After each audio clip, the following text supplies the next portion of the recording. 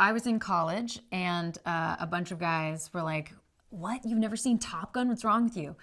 So we went and watched it, and I remember at the time I was deciding to become an actor, and I remember thinking, "Man, that would be so cool to do a film like that." Uh, and here we are. Joe actually told me in the audition, so this was before I had the role, and I think he was sort of almost vetting people to make sure I didn't freak out.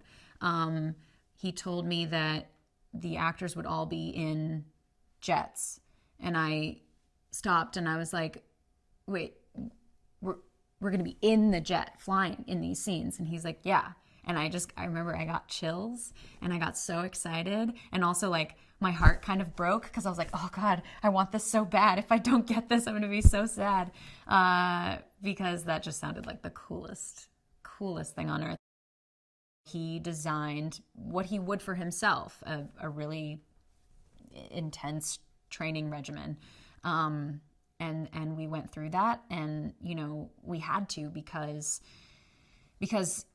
pulling G's is such a taxing experience that in order to also act and do props and roll tapes and do all these other things that we had to do in the jet, you need to be able to, pulling G's has to be the least of your concerns. And for anyone who did get nauseous, you have to be able to overcome that mentally, or at least have had the training to know how to overcome it in order to keep going. Being in an F-18 is unreal. It feels so different to be in the cockpit than to be watching one go by.